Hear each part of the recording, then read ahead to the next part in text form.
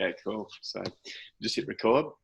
Well, thanks for joining us, Rory, on the Happy Mind Project chat with Carly and myself. And it's kind of timely as we're coming to maybe the slowing down of the lockdown, and people may be more tempted than ever to start looking to celebrate in ways that involve alcohol. But this chat is all about, yourself look like a former self-confessed party animal that has now become someone that probably enjoys water more than a beer. So welcome, and look forward to sharing the chat, and you can help guide us on your story and maybe inspire others that there's other ways to live than the way that, especially in probably your country, from the UK and Australia, is always known, whenever we get together, it has to involve some kind of alcoholic beverage, mate. So welcome. And do you want to start off by sharing a little bit about your journey with alcohol and how you arrived at where you are today? Yeah, great. Well, first of all, thanks for having me on. It's a real pleasure. And I always like talking about this stuff. So for me, I guess my situation and how I got to where I am today as a meditation teacher was that I always had this issue with overthinking. So I'd always overanalyze stuff. I'd always be projecting into the future, worrying about what people thought of me, worrying if I was going to get the good marks at school and all those things. And quite early on in my teens, I discovered this wonderful thing that made that all go away. And it was, called alcohol. And it was great. I loved it. As you mentioned, in the UK, and same here, it's highly socially acceptable. It's encouraged. It's cool. There's barely an occasion that goes by that it's not just encouraged, but you seem like the odd one out and the weird one for not doing it. So I very much enjoyed my drinking for many years, and a lot of the things that I did were kind of very intrinsically linked with drinking. So after I graduated university, in the week I graduated, I was kind of deciding what I wanted to do, and was offered to join this band. So it was a friend of a friend who had this signed band. So I was like, great, you need a bass player. I'm a bass player. Let's do this. And as we all know, what do musicians do? They drink. So I had a couple of years of touring around the UK and doing the odd gig in Europe, and really kind of living that musical life in my 20s. So DJing and club promoting and running a record label. And it was all geared around booze and geared around drinking. And I really, I guess it gave me a way to champion this thing, which was kind of a crutch for me, in that it allowed me to overcome this habit of overthinking, but then also share that with other people. So, throwing parties, it was like, here we go. You can forget your worries on the dance floor, via the medium of music. And I really, lived that life in my 20s, and I became a music journalist and worked for Channel 4 in the UK, and would go and interview all these other musicians who are all living this life. And it was very, it just made sense. But then it got to the stage where it was my 35th birthday, and I realized that what alcohol used to stop me overthinking, but it stopped doing that. I'd be wasted on a night out, and I'd still be overthinking, and I'd be paranoid about stuff, and I'd be worrying about, what people were doing or thinking. And I just kind of realized that if I kept on this trajectory, I'd then be some kind of sleazy 60-year-old guy, continuing this party life. So I decided at that point, which I call my early midlife crisis, that I was going to start looking for other ways to live my life. And I didn't quit drinking then. I quit smoking, and I quit DJing, because they were the two things that I was like, right, they're the bad influences here. And so from that, then started looking for other ways to relax, and other ways to develop myself. And I went through a whole variety of different avenues. So the first one was exercise, and I got heavily into running, and I couldn't run for more than 5 minutes. And then a year later, I ran a marathon, and I got quite addicted to that, because I kind of, for the first time, realized that there's this, you know, unlimited pharmacy within that we have control over. And by exercising, you can trigger all these endorphins and serotonin and these kind of feel-good chemicals, which before I'd only associated with, you know, partying and, you know, drugs and alcohol. Whereas now I could see that there were these more healthy ways to do it. So that started me on this journey. And then I went through a few other things, like kind of looking through the psychological lens, and I did a neuro-linguistic programming course and blah, blah, blah, until I had this mentor at work who mentioned mindfulness and meditation. I went down the mindfulness route for about 6 months and tried lots of other different types of meditation, but then found Vedic meditation. And I guess that one just really clicked for me. And it was something that was enjoyable and relaxing and did all those things that I'd previously gone to alcohol for. So I would stop this tendency to overthink. But for me personally, I didn't quit drinking then. I have in my past been an everyday drinker, but at this point I was an every week get drunk person. So I don't refer to myself as ever having been an alcoholic. I was just a heavy drinker, like a party animal. And I kept doing that because it's so normal, and there was this kind of expectation to keep doing it. And I did it for several more years. But what I was finding over those years was that with meditation clearing out this kind of long held stresses I had less of the compulsion to drink and less of the need to drink. And I'd still do it just out of habit. But realized kind of, you know, a few years later, when I was already a meditation teacher, that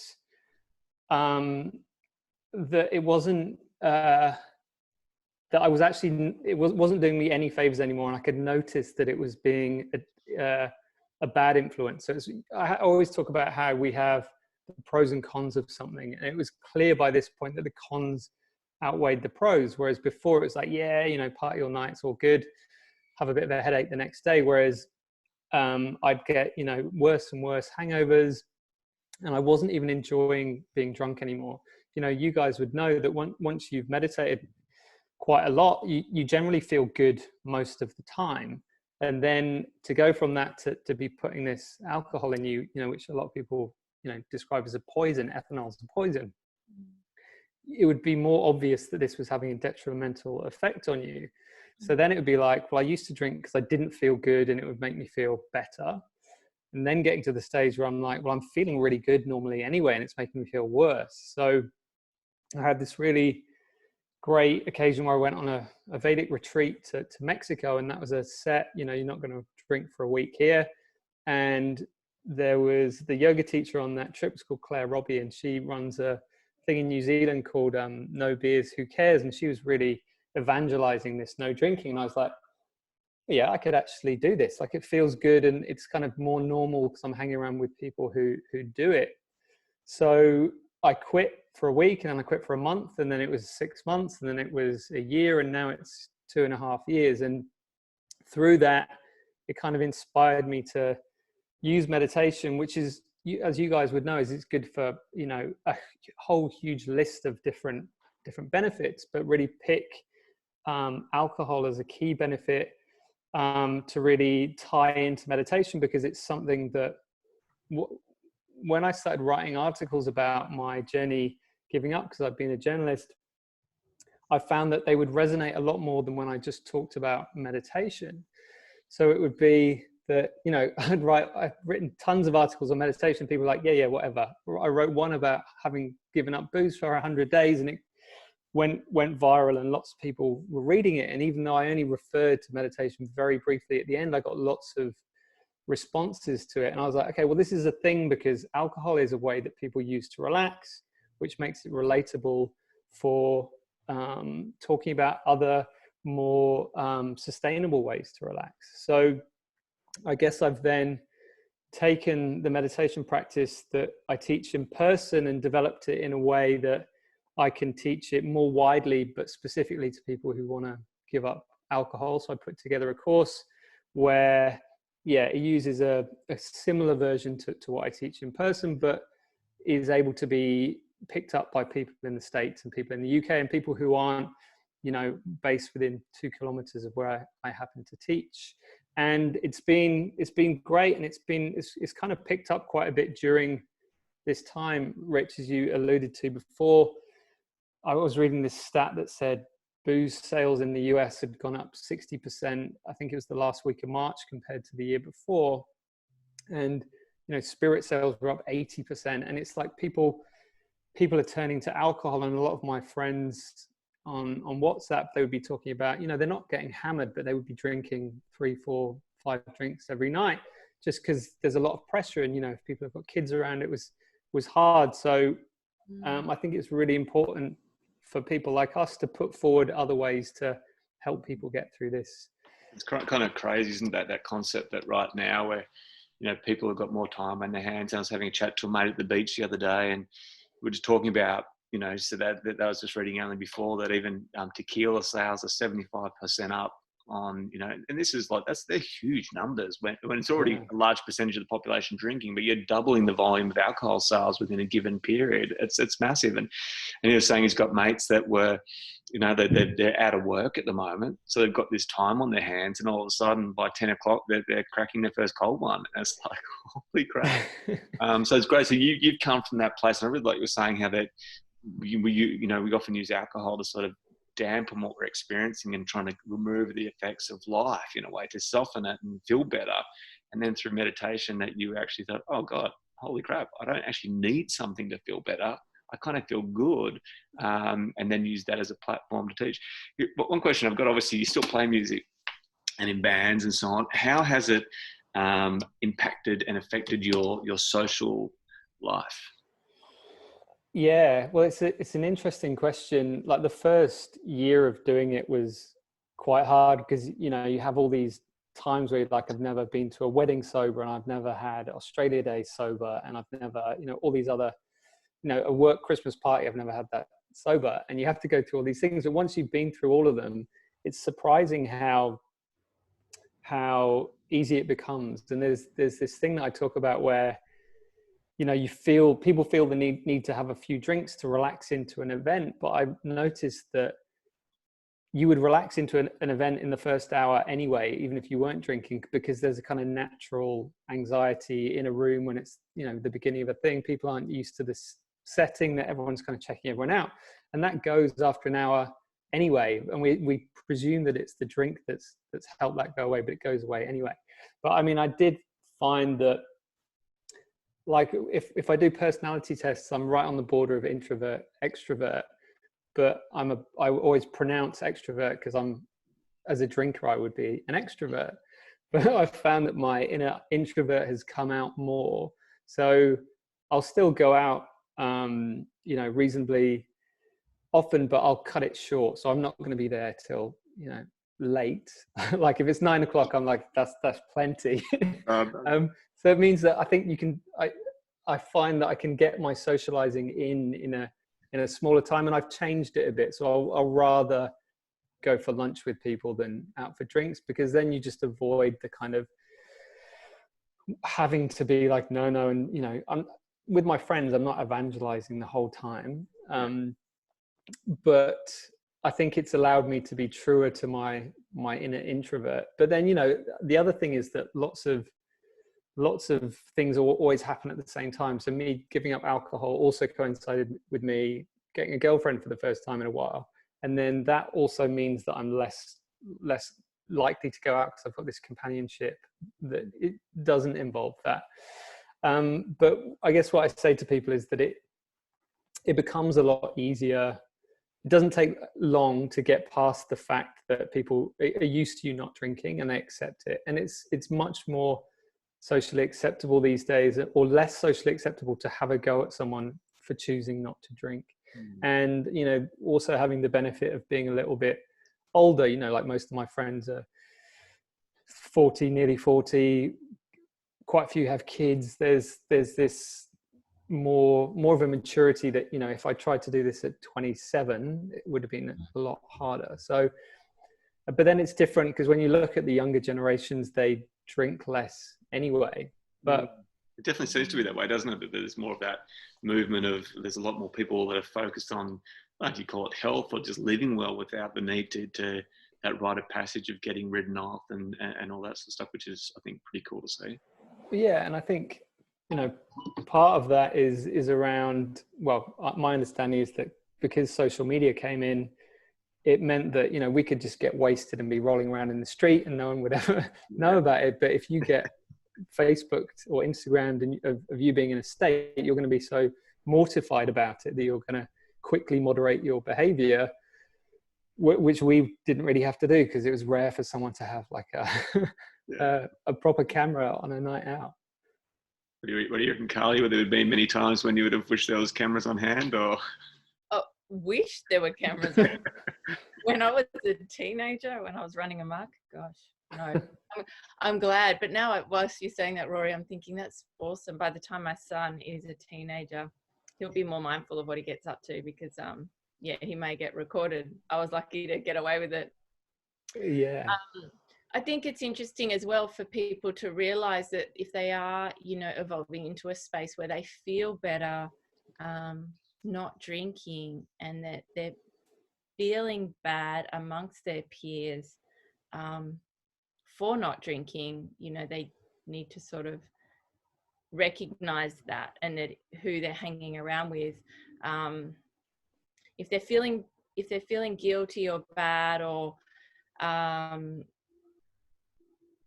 for being healthier, then that's probably not a healthy environment for them to be around. You know, a lot of people find that transition as well really hard, you know, when you evolve out of certain relationships or friendships as you change your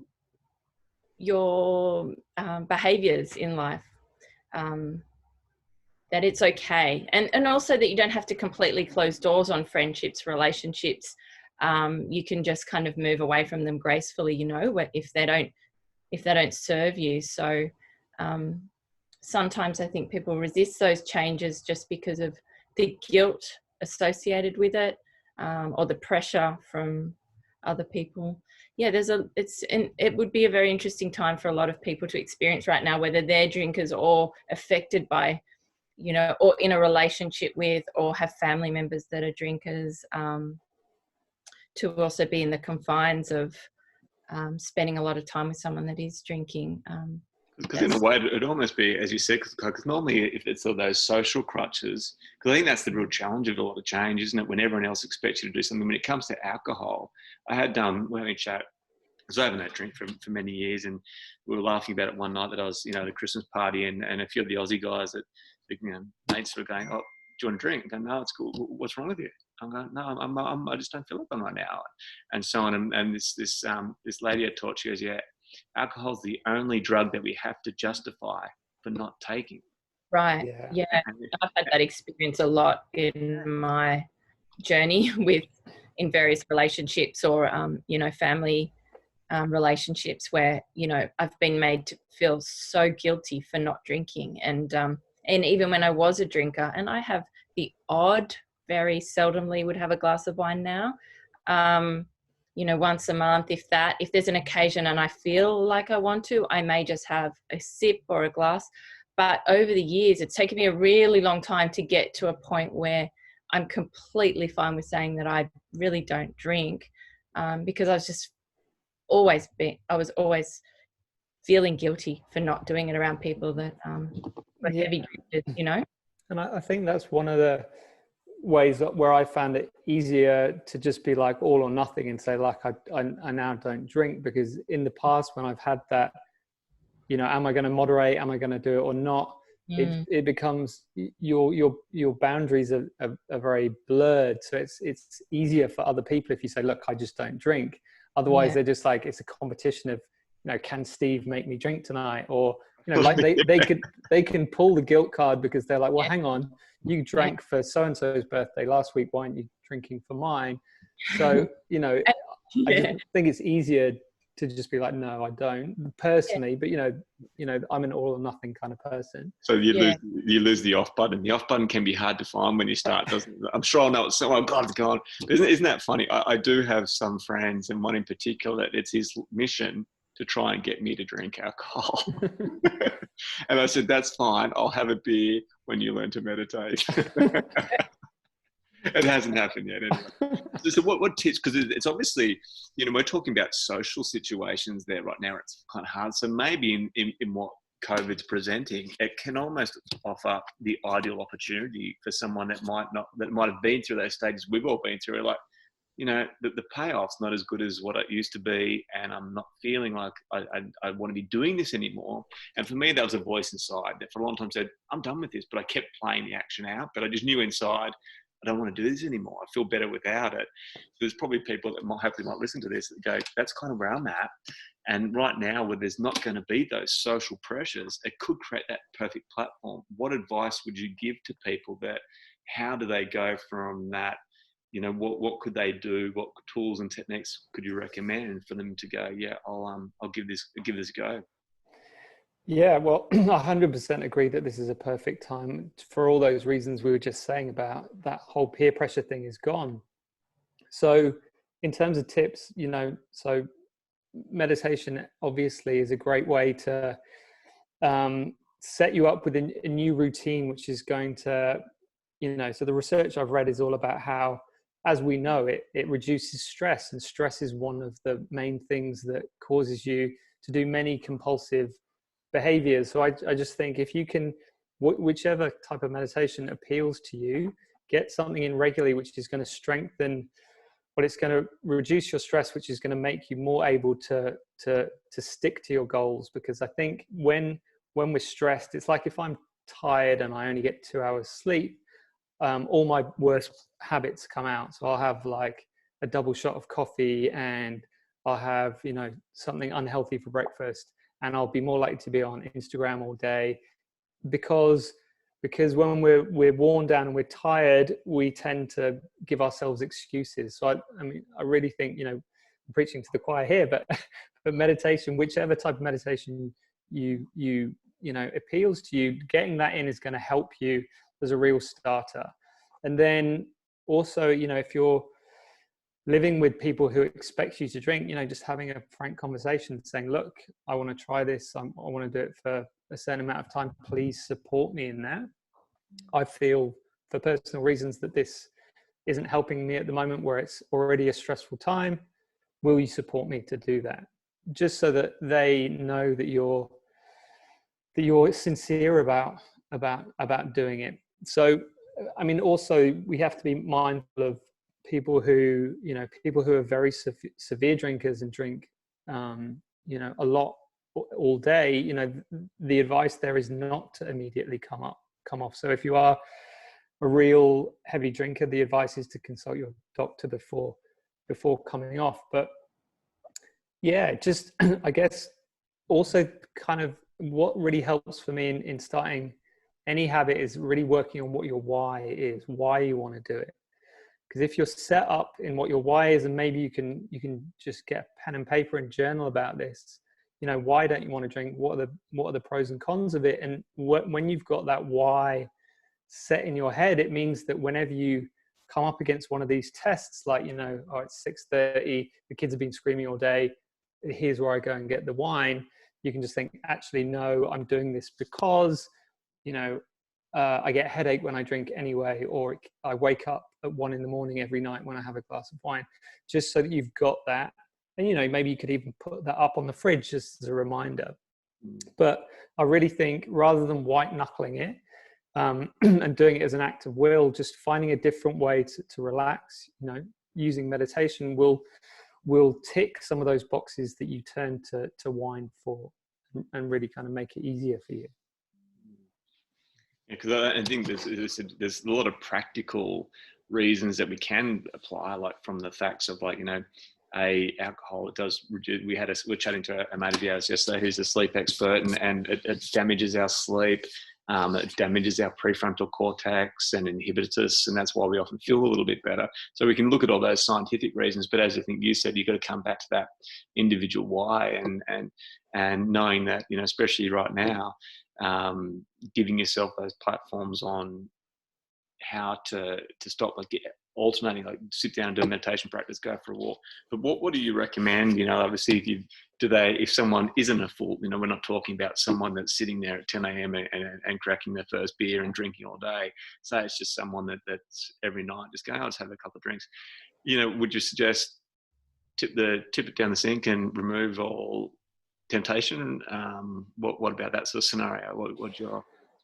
Yeah, I mean, it's up to personal preference, but taking temptation out of the way is it's going to make, it'll make it harder for you if you have to go to the shop and do it. That's an extra point where you go, hang on, do I really need to do this? So yeah, remove temptation, put a note up on the fridge. I used to do this thing, not that it worked, but I would write on my hand on a night out saying, like, don't get wasted. And then you look at it, what was this?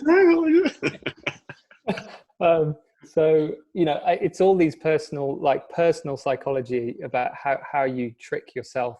But taking temptation out of the way. And like I said, letting people know that you're not doing this. So, when we're opening up the restrictions, if your sister comes over or whatever, letting people know that you're doing this thing. So another tactic I recommend is publicly announcing your intention. So on the third day of my course, I say, look, research shows that if you publicly declare something, you're then more likely to do it because you've got, we talked about peer pressure about drinking. If you announce I'm not drinking, then you've got the peer pressure of living up to your word. So it's kind of putting it out there. And sorry, Carly. It's holding yourself accountable, Yeah, and it's other people holding you accountable.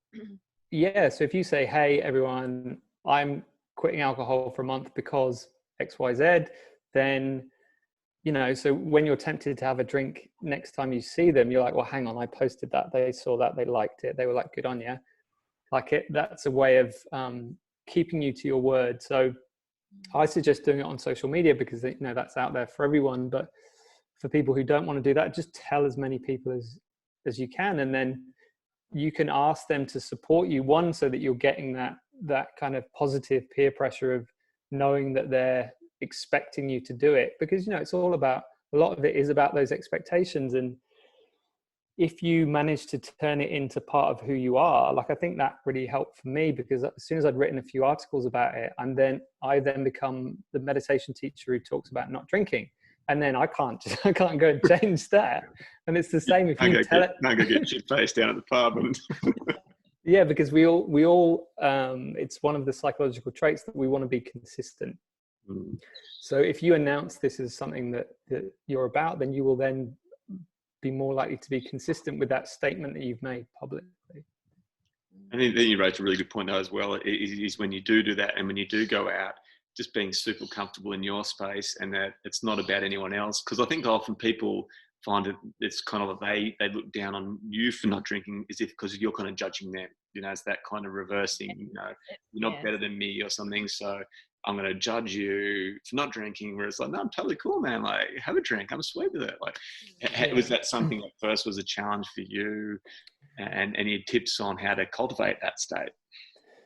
I mean, it definitely was when I've tried to do it in the past. I've had a few times where I'm like, yeah, I'm giving up. And I guess I didn't do it because I felt kind of dragged into everyone's decision making. But I think why it was much more successful this time, having meditated for a couple of years, and why I think it helps to link meditation with this is, one of the benefits I talk about for meditation is it makes you comfortable in your skin, just in that simple way of, actually, no, I'm okay disagreeing with you. It doesn't have to be a big drama. So I guess the tip for someone so to cultivate that attitude, meditate, that's the simple answer. But then also don't kind of project how much of a big deal you think it is, because normally it's like, oh, come on mate, you should have a beer, and then you say, no, I'm gonna have a water, and then they've forgotten. So mostly it's just completely forgotten about 5 seconds later, and you're building it up as this big thing because it's you being the odd one out. But as soon as the drink's ordered, that's over.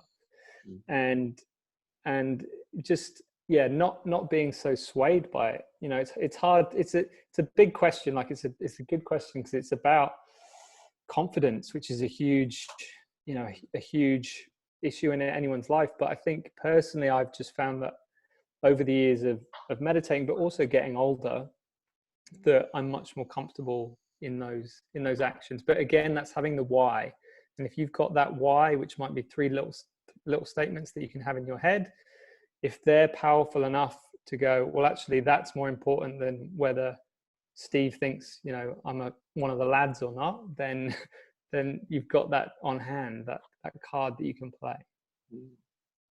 Yeah, that's really cool. And I think it's interesting that if we tie it to meditation, it's almost doing those other things. I think the reason why meditation works so well is it actually helps us cultivate a stronger prefrontal cortex, which is that executive command center. So we get greater control over those thoughts, processes, and those feelings. Whereas when we're drinking alcohol, it actually inhibits that. So it's kind of that flip side. So when we activate meditation, we do become more in control, and we can see our own patterns and so on. So I highly encourage that. And Carly, what about from your perspective? You got any other questions or any comments about from a feminine perspective on? I mean, I think that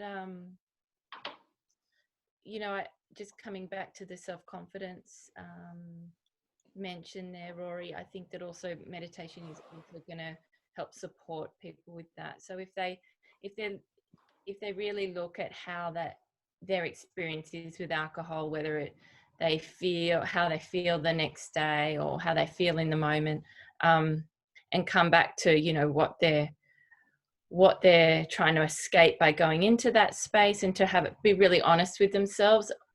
Often it does come back to that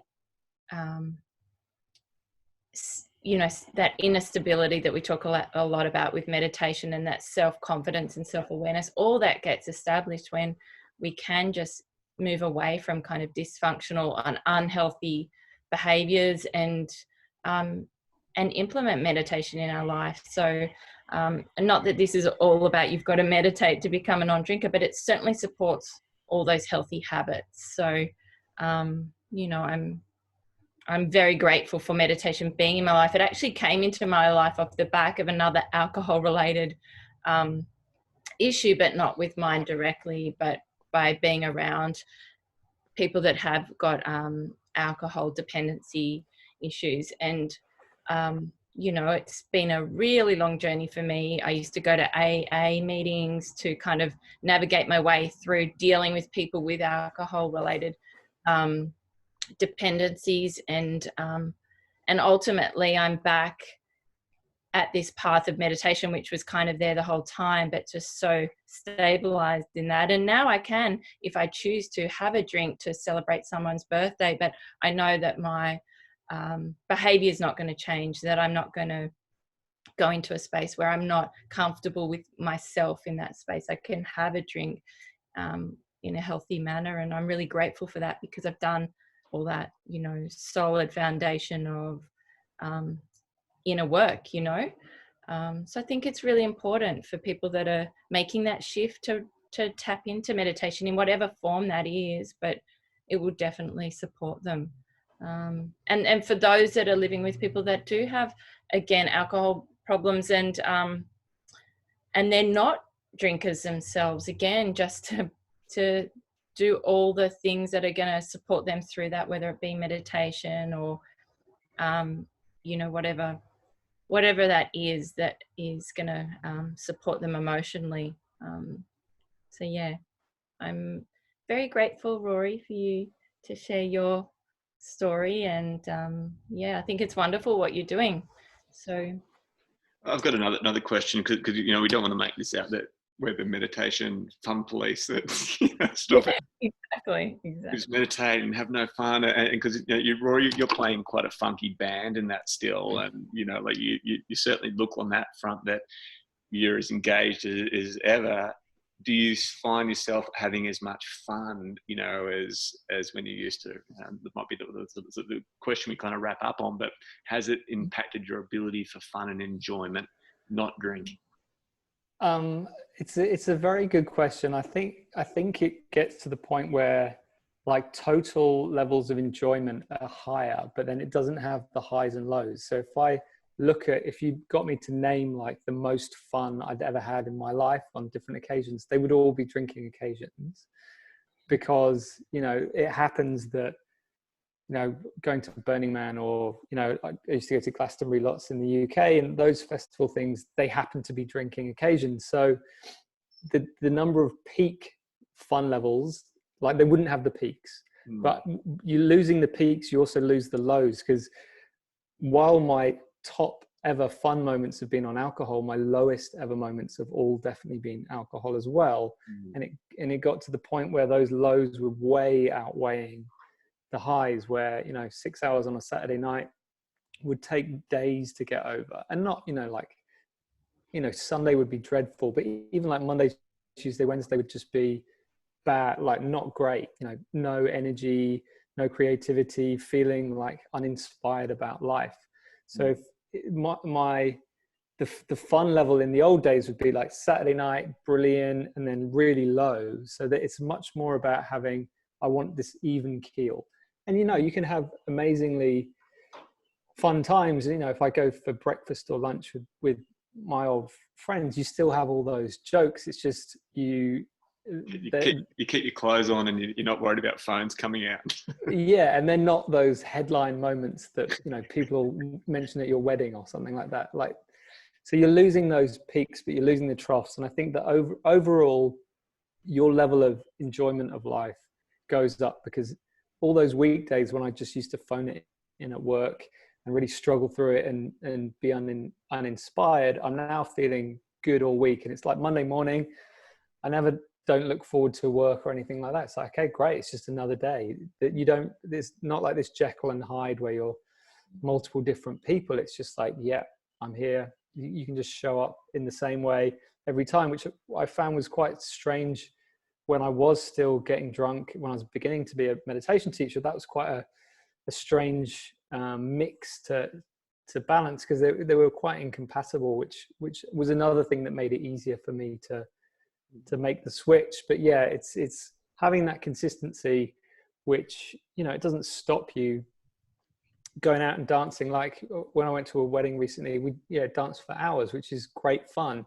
And there is that awkward point where, you know, you're like, how do I go? But, you know, you have that anyway. It's when you start doing anything, even if you've had a few drinks, you'll still feel awkward. So it's just accepting that feeling awkward is a part of life anyway. And you just, you know, like you were saying, Rich, you're just dumbing that down so you don't notice it as much when you're on alcohol. But it doesn't take much to get through it, to break through that barrier of realizing that we've got all the strength and social skills and everything we need, and the confidence to survive all these situations. We just need to trust that they're there on the other side of that little barrier of, I'm not going to have a drink tonight. I love that. So I think if we just sum that up, like, I love what you said before, like, you know, that concept of we drink to feel better, but then we actually feel worse. And when we can start realizing through different practices, be it meditation, just getting into fitness or whatever, that we can actually feel really good without having to drink, therefore removes that necessity to drink, and then just cultivating those tools for confidence and, you know, capabilities, that understanding that we can do it without the need of the crutch of alcohol and stuff. So that was awesome. I'm sure and hope that if people are listening, that they are in that space, that check out Rory's alcohol meditation program. How can they track that? Awesome. Yeah, so I'm doing this thing called Dry Isolation Challenge, where you can come and not drink for 30 days. So I've got a free trial version of my course. So if you come to my Instagram, that's Rory Kinsella Meditation on Instagram, and there's a link to my course there. That's probably the easiest way. Fantastic. Mate, that was brilliant. Great. Appreciate it. Thanks for having me, guys. We should go have a drink. See you on the flip. Yeah, let's go get hammered. Go get hammered. I'll go get a kombucha. Yeah, that has got a little bit of booze, you know. I know, a little fermentation. Yeah. All right, guys. Well, that was epic, and much appreciated, and keep doing that great work, and actually look forward to meeting in the physical plane. Yeah, I'm looking forward to it too. Alrighty, guys.